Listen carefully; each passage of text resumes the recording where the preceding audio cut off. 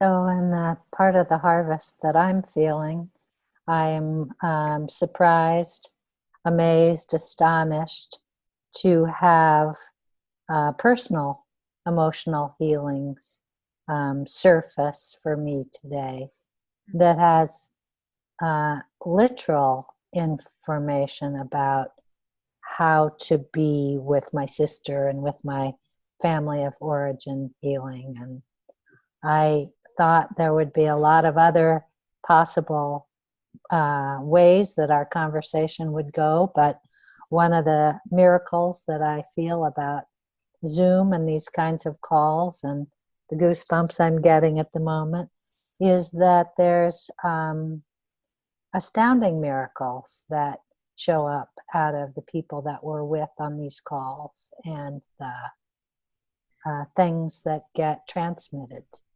Um, so deep bow of thanks to the constellation of all of us here on the call and the unseen world for helping me to shift very deeply in a quite personal way. So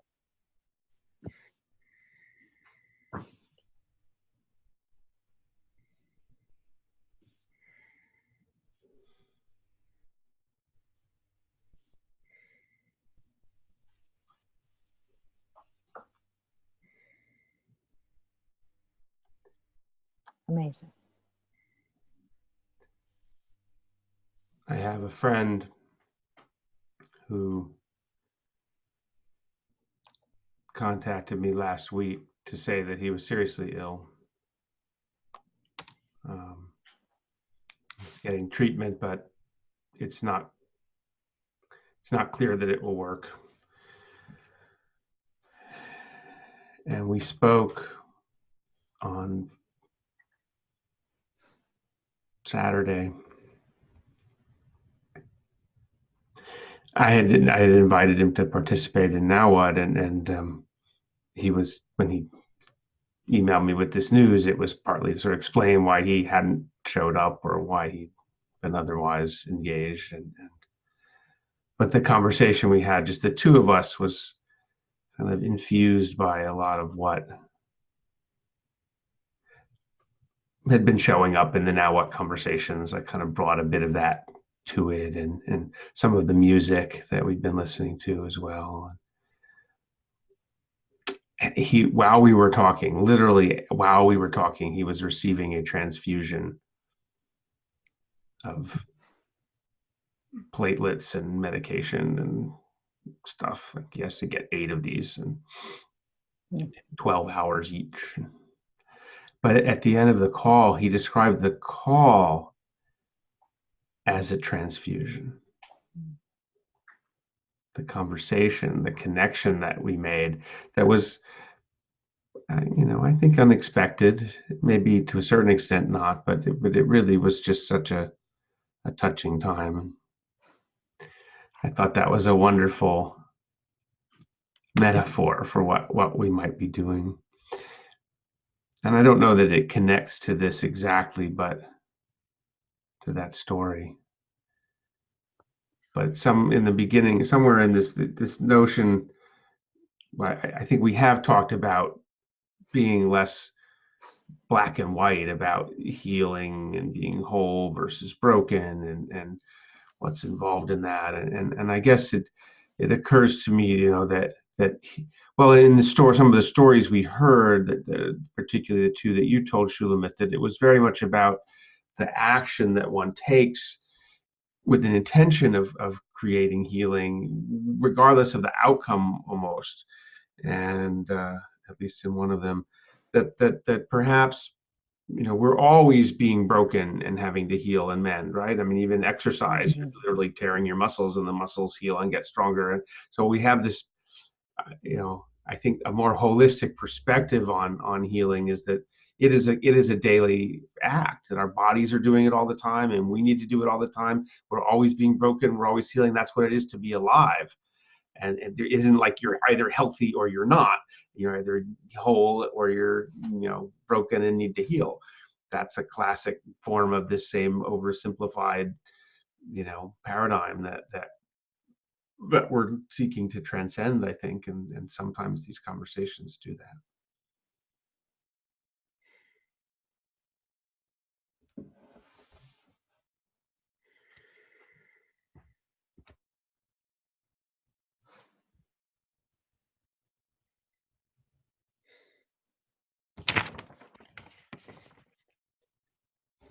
So I'm here.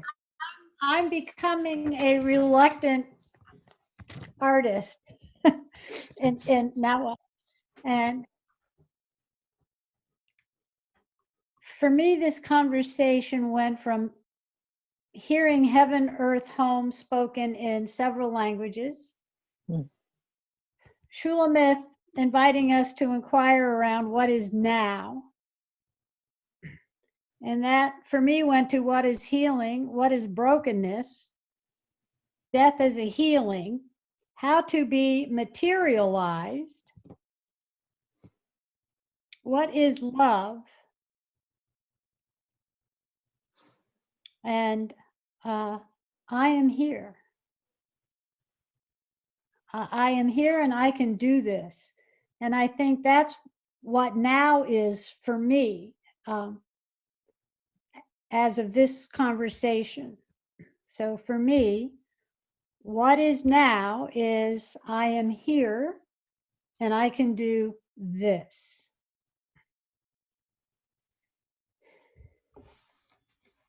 Thank you.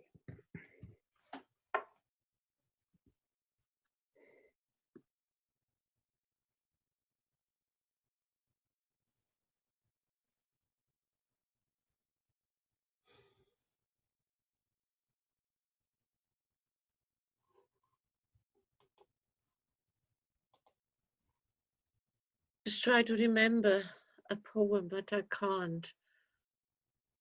As a harvest, it's by Kathleen Rain. Within the center of the rose, seed out of the silence grows. So I just feel so moved of the ripple space I feel around each one. And starting with Elizabeth and then Ben sharing his depths of the worlds, Ken and Heather. So my harvest will translate that I find this poem and speak it and put it on YouTube and share it with you all. Because right now, I just feel such presence, which is beyond words. Thank you.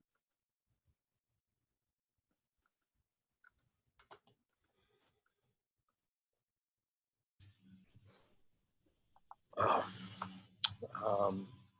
don't know what I was expecting when to this call, but I sure got it. And more. Heather, I really want to thank you for articulating something I had mulling around in my head but hadn't put into words of, you know, what if the hatred we see outside of us is a reflection of how much we hate ourselves individually? Ben, I appreciate your story about how wonderful Randy Rainbow is on video, but when you go to hear him and you're with 3,000 people and you're all chanting, lock him up, or we hate him, whatever, it's not very satisfying. That was a really powerful story for me. It shows something that it's easy to sit here on our computers and make fun of things, but when we gather, is that the energy that we really want to create in terms of making change? So I appreciate that very much. Sulamith, your stories of the healing and the ancestral trauma, you know, the people still marching 300 years later to protest something that happened, you know, during colonial rule. It reminds me of how deep-seated some of these things are, where people are still fighting battles that originated hundreds of years ago. They don't even know why they're fighting anymore. It's just like, we fight because that's what we do. There's an old Irish joke of an Irishman's walking down the street and he sees two guys fighting and says, "Excuse me, it's a private fight or can anyone join in?" Right? Character, right?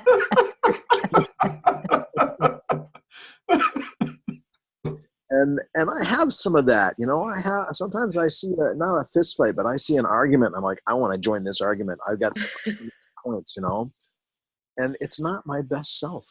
It's not who I want to live into anymore. So I'm going to look at that and think about how can I, when I see an argument, how can I join in a way that is more about resolving than proving my point. And Elizabeth, you were pretty quiet on this call, but I felt the deep holding that you were bringing and the respect and spaciousness that you offered us all to speak. So I'm really grateful for each of you and for the depth and breadth of this conversation. I leave with a lot in my mind, on my mind, and a lot in my heart. And, it's a pleasure being with you all. So thank you.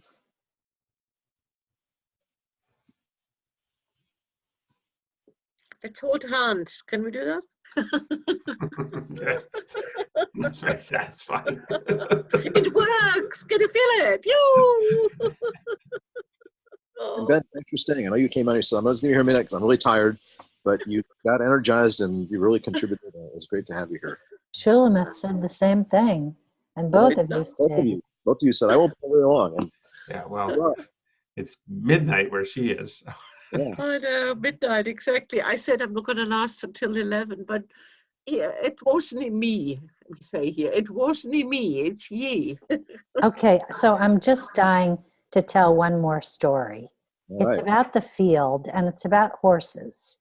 I had the unusual opportunity to stand in a field, a corral really, a large meadow with maybe 10 horses, no, 5 horses and 10 women. And they invited us to talk to each other. The women were to talk to each other one-on-one. And they gave us a series of questions. And of course, the horses were kind of hanging out. But never have I experienced seeing the field the way I did that day.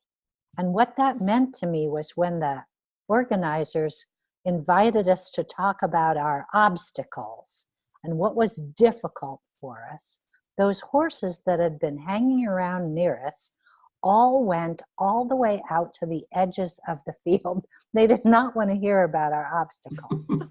But when we started talking about our opportunities and our energy shifted and we had this whole different experience, then they all came close and they wanted to be petted and they wanted to hang out with us.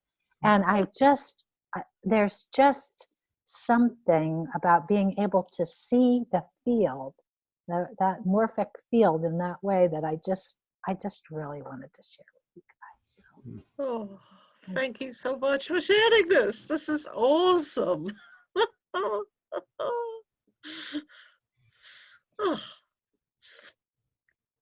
Here's to the horses. They're all here.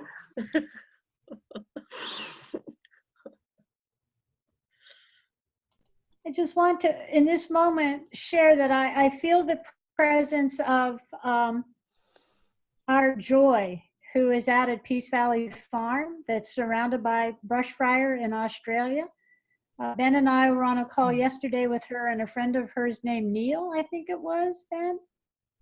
And they literally are in the fire right now. And I've been checking the news and I've just been trying to hold their presence with me all day long today because they are in the fire. And I don't know, given what the government has called in terms of a fire emergency, which is never called before. You know, I'm trusting that these two people that I have met here and now what are safe. So Heather, just, let us hold them together, yes, all together at this time. Let us hold them in our hearts and in our attention. thank you. I thank you. Yes.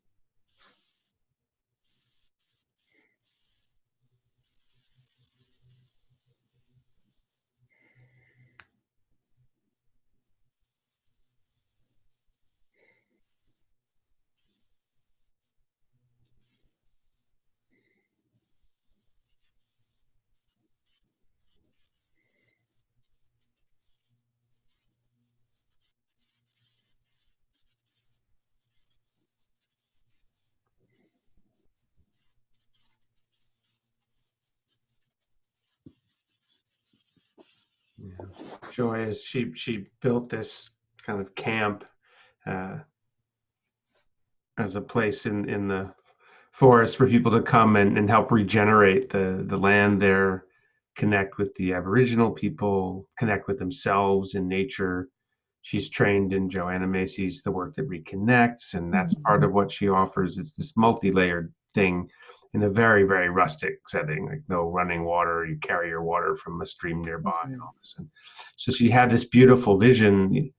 It was so touching yesterday when she said, she figured out what she most wanted to give to people and created, this perfect expression of it. And nobody's coming to receive her gift. People have, but not nearly enough. And it's not right now financially sustainable. So she's got until the end of January, she's calculated, for that situation to turn around, or she will leave. It's been some years that she's been building this. She'll have to leave. And so we've been talking, helping to spread the word and use our networks a little bit. And do we know anybody? It's near Brisbane. But now with this state of emergency with the fires in Queensland, it's not safe for people to go there. Or at least if they go there, it's not safe for them to go out in the bush to do a lot of the things that you would do there. And even going there probably is a little. She was talking about how there were fires that were, they were only 50 kilometers away or something, and the wind was down, and it was in the grass, not the forest, although the forest wasn't that far from the grass. I'm listening to this thinking, holy shit, you can see that she's in the forest. If the thing comes her way, I don't know what she's going to do. So I just in this moment, this is what love is for me. It's this moment right here, right now, with you all, and bringing in our brothers and sisters all across the planet, but in this moment, especially in the bush in Australia that's on fire. Yeah, I just had this sense that somehow she epitomizes the one of the purest forms of this energy calling forth, a transformation, a shift in the human presence on the planet, that she gets it so deeply and she's so fully given her life over in service to that. And for this beautiful effort of hers to fail if that was to happen, seemed to me that it might symbolize that collectively we are probably the same thing will be happening. I just felt like there was so much riding on it, and what could we do, without forcing it and without putting more on her. She's burnt out. She's exhausted too. That's part of it, Burned out. Burned out. Yeah. And fire, of course, is this regenerative thing in that landscape in the Aboriginal tradition, and she's shared in other calls wonderful information about that. Sorry, but is this the call I came to by mistake yesterday? Yes, that's right. I thought so. I thought to myself, I'm supposed to be on that call. Right. I need to know Joy. You do. Joy's doing the same work I am. Yeah. Yeah. Well, and I had this thought. I didn't name it then. I was thinking, this is. It didn't feel right in the moment somehow. No. I really didn't want to be trying to fix things, but it occurred to me, because she was talking about how people aren't coming there. Like, well, we're not there, but we're there in a certain way with her. It's a good internet connection she's got, and you can see the place, or parts of it. I don't. And I just thought, well, if people aren't physically traveling there, could we bring them virtually, and could that be a source of support for her? Could we, create experiences that connect her up and say, this place, we've decided we're going to tell ourselves the story. We're going to create a new myth, and she's tied it to ancient myths as well, that this is a central point on planet Earth, and that transformation and healing is possible here, that could be global in its impact. And we will come together around that story and act as if that's so, and bring our energy, including our money, in support of this, and have a series of calls, once a month, twice a month or something. She doesn't need much. Could that be enough? to keep this going at least a bit more. If that's what wants to happen. I'm so excited, Ben. Let's convene an Imagineering on behalf of Joy and her grounding vision for that place and what that means for all the rest of us. And how can we Imagineer being there with her in, even if our physical presence isn't on the land with her. I would love to try to do that. It's exactly that, Heather. If a circle of people Mm-hmm. goes around a person Mm-hmm. and imagines it and lets it free, so not sort of holding on and gramping, but let it there and let it free, it happens. So I'm not volunteering to take the lead on this because I have no idea what I'm talking about right now. But Are you talking it? I think I talking think it. she was volunteering to take the lead. It sure sounds Yeah, like it. it might be. and somebody has to do this technology thing because I don't have the bandwidth to understand how to manage a Zoom call. That's but a that's dime a pretty dozen, easy. Heather. That's not the leadership that's needed. Are you scolding me right now, Ben Roberts? Scolding? Oh no. So just There's some kind of a verb. I don't think that's it. so you know, it felt like that in this moment. I'm not taking it personally. I'm just like naming it as I'm just not accepting your excuse about the technology. That's Okay, I'm happy to host an Imagineering thing in support of Joy and Peace Valley Farm.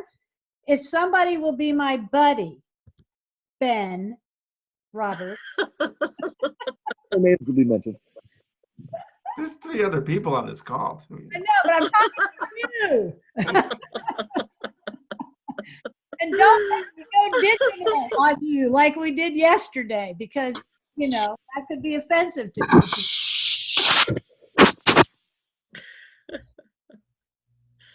We'll talk offline or not. So just to amplify the idea for just a second, we already know that we cannot continue to travel by airplane the way we have. And what if we could Imagineer into a way of having some of these experiences without burning the carbon? Yeah. Right. It could be a whole thing. Mm-hmm. We're prototyping it with Joy. Yeah. Yeah, no. Prototyping it with Joy. Prototyping it with Joy. Do you hear? Okay, I am in. I am all in. I am here. Oh, goodness. Oh, my Oh, which reminds me of this other deep Celtic wisdom, which says, we don't do happy, we do joy.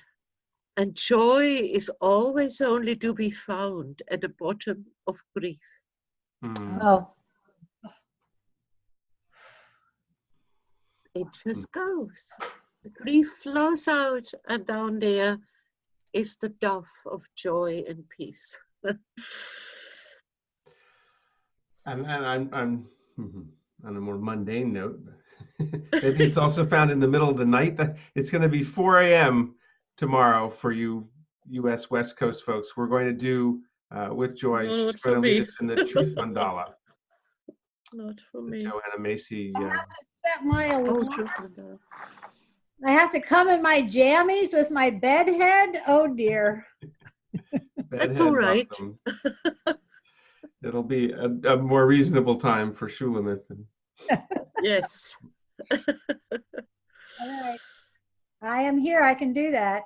is that on Zoom number 1 or number 2? Number 1, the main Zoom line. Yeah. Yep. Right, and I need to find a timing. I'll go to that calendar now. I'm just such a night owl. I try to get out of it for the triple ripple, because that's another tool to manifest the imaginaire, or whatever you call it, the imaginarium. I'll make up some word later, Shulma. Well, I thought that was a thing, Imagineering. You just, Imagineering. Well, Yeah, Imaginarium. Did you not say that? an Imaginarium. So we're going to do Imagineering in the Imaginarium. Imaginarium. Instead of an aquarium, it's an Imaginarium. I totally got it. I just put a JPEG in the chat window. I don't know if people can actually see it. It's not showing up on my side. Can you open that? Yeah. yeah, Oh, yeah. I think you just don't see it because you sent it. I don't know if I can open it, but I can download it. I got it. Are you going to screen share? I What can is see it? it. A JPEG. Oh, Yeah. Thank you. Oh, yeah, yeah, yeah. I like that sentiment. Great. Yeah. Thank you, Ken. That's perfect. And I would actually add, from the work I did with Joanna Macy back in the 90s, underneath is hope. But you got to go through it first to get to it. Mhm. It starts with a giggle. There's always a giggle under grief, but you got to go all the way through it to find that giggle on the other side. And love. We grieve for the loss of what we love. Yeah. And the same lady, I put the YouTube video in there. It's actually the video, I made that video for her. I am one. When we did the sound work with her, she goes into the ancient Gaelic tongue, which is wordless, it sounds, and expresses what she feels in the room. And then she asks us to join in and to sometimes hold parts of the body here. And an amazing cacophony comes out, sort of horrible sounds. Shall And we just hear it? allowing it to be without judgment, the harmony then comes in after a while. And then it's just like this, that peace, that life-giving. And in the Threshold Choir, where I'm part of it, we did that once with a group of people as well. And one woman came in and she could hardly walk. She was so ill. And we allowed her to pour out her grief and her anger. And we mirrored it in sound back. And then she was laid in this chair, which is sort of this, what do you call it, zero gravity chair, part of the Threshold Choir practice. And then we sang the songs to her, but sort of like lullabies. And then they turned into these really funny songs. We couldn't help it. We were just so, what's the word? Exhilarated. So, Ecstatic. yeah. And then we did it not as deep as for her. We did it with other people as well. And at the end, she was tall and strong. So what is a healing remedy? And this is also this, if the grief doesn't come out, if the anger doesn't come out, it's poison within us. And that's how Phillida, for instance, would also look at Trump or whoever. She talks with her grandson about it. The grandson was told by his mother, he's a bad man. And so he goes to Carney, and Carney says, well, how do we know that, just what we talked here. Should we end by watching the video? It's 3.5 minutes. Sure. Yeah. You're not sharing all that, what you recorded right now, are you? Yeah. No, No. I don't know. Oh, the video, yes, okay, fine. Of course. I am one with the mother's grief.